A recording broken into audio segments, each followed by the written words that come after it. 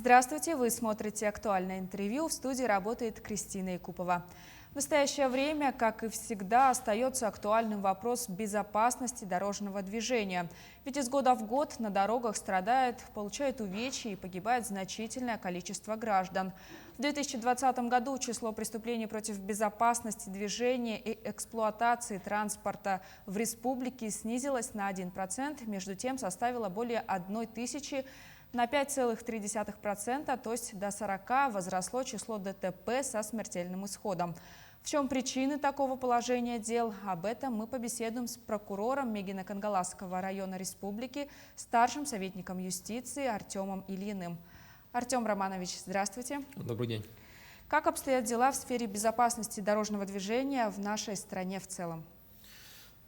Ситуация, конечно, напряженная. Вот вы озвучили кое-какую статистику, но если взять в абсолютных цифрах, получается, по республике это за 2020 год совершено 705 ДТП, а из них 90 погибших.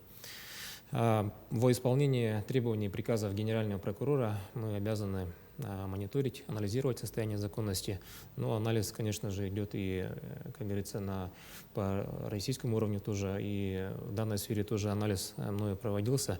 Например, за 2020 год, получается, прошлый год, по России было свыше 145 тысяч ДТП. По ним, значит, свыше 4,5 тысяч людей погибло. И, конечно, плачевная картина, значит, из них 522 ребенка погибли. Это, конечно, ужасно. Но хочу отметить, что в 2020 году имеется тенденция снижения в сравнении с прошлыми годами количества дорожно-транспортных происшествий.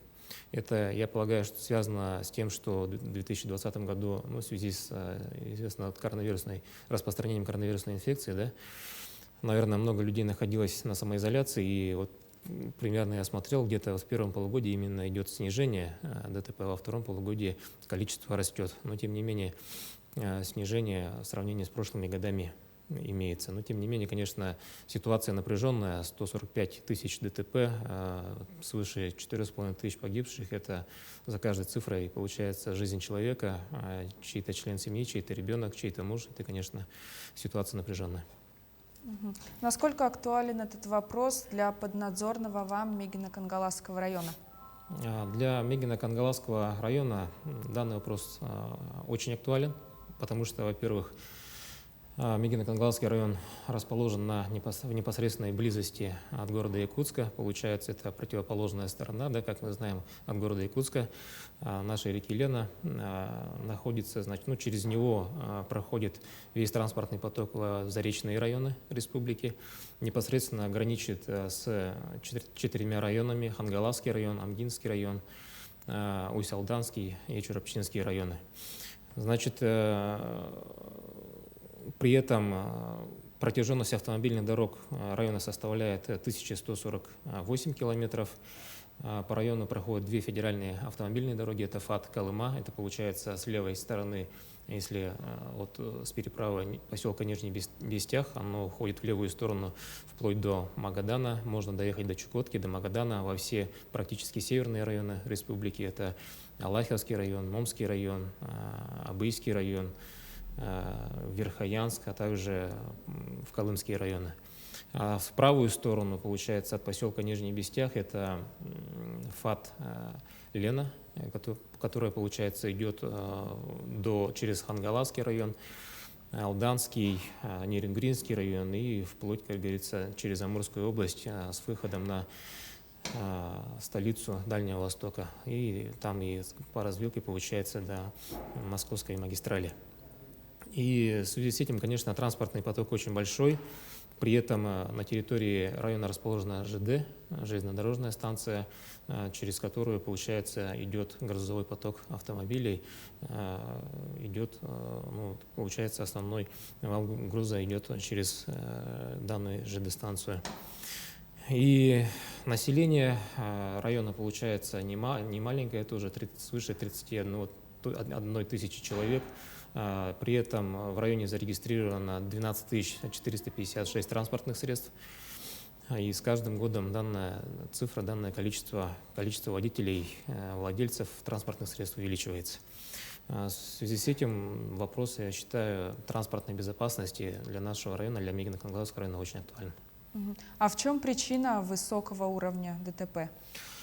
Ну вот, как я отметил, по России, так и по республике имеется тенденция снижения дорожно-транспортных происшествий, но при этом в Мегино-Кангаласском районе идет рост. Ну, в 2020 году он, вообще как бы он идет так, как говорится, то, если так проанализировать, посмотреть по годам, то идет рост, то снижение. Но в 2020 году было значительное снижение на 35% количества дорожно-транспортных происшествий.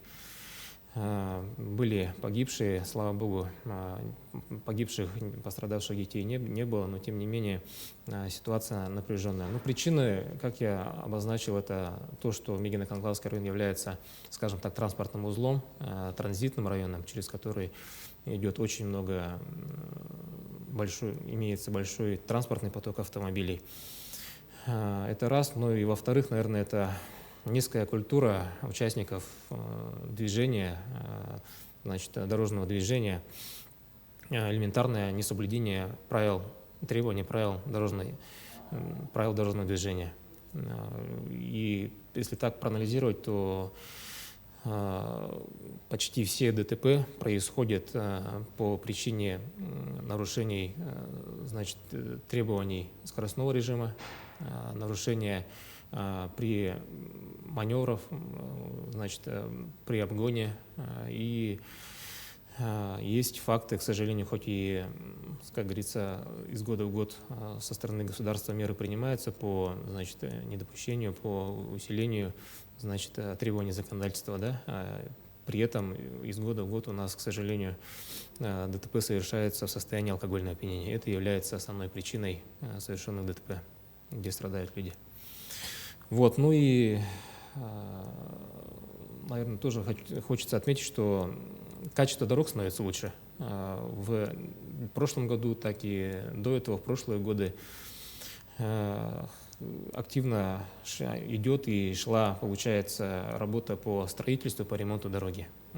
Выделяются определенные из года в год средства из бюджета. В прошлом году, например, было выделено и проведено работ на 142 миллиона рублей.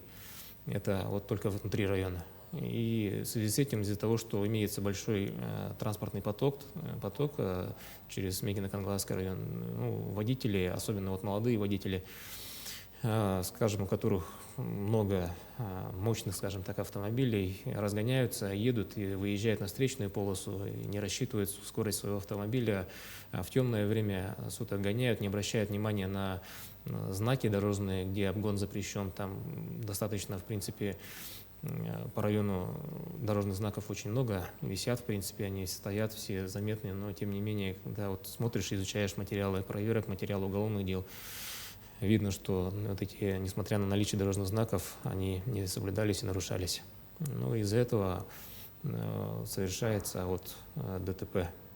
Ну, много, при этом еще необходимо отметить таксистов, которые ездят через тот же наш Мегино-Кангаласский район, это Заречные, другие районы, Амгинский, Татинский, Сусьмай едут, и Усть-Алданский, Чурапчинский районы, и много таксистов, которые предоставляют услуги такси по перевозке граждан. И вот к ним тоже хотелось бы обратиться. Вот они вот ездят очень быстро, видимо, преследуют цель, у них все по времени, все установлено, спланировано, и стараются они быстрее, побольше обслужить, как говорится, население. Из-за этого они торопятся, и, к сожалению, частенько происходят случаи ДТП с их участием.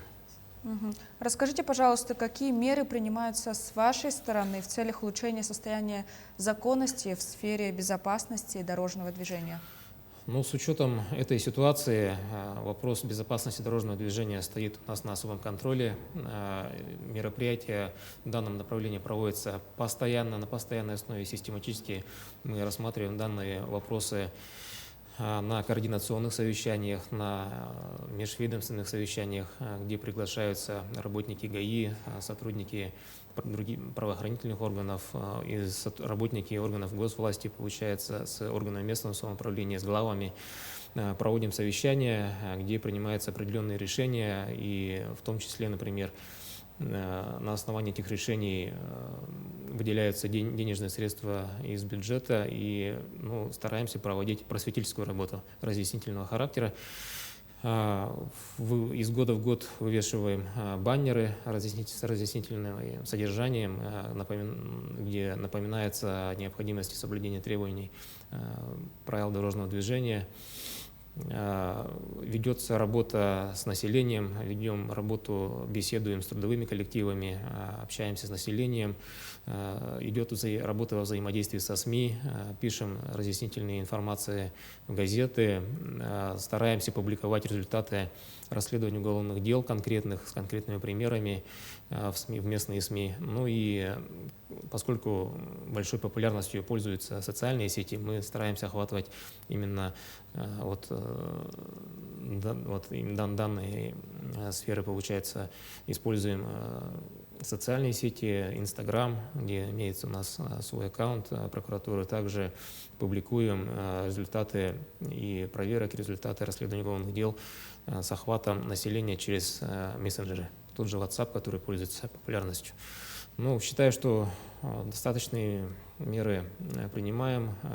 Конечно же, консолидируется работа правоохранительных органов, где основной, получается, фронт работы обеспечивается сотрудниками ГАИ, конечно. С ГАИ ведется ежедневная работа с анализом состояния законности, с непосредственным контактом с населением и проверкой самой службы ГАИ отдела МВД России по Мегино-Кангаласскому району.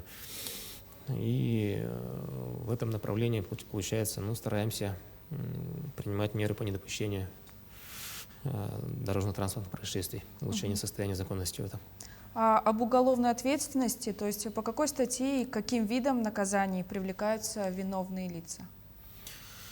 Вообще по району, если так посмотреть, то в 2020 году было 191 ДТП, что значит больше было, чем в 2019 году, но за 3 месяца 2021 года, получается, стало ДТП меньше, намного меньше, и пошло снижение на 30-40%.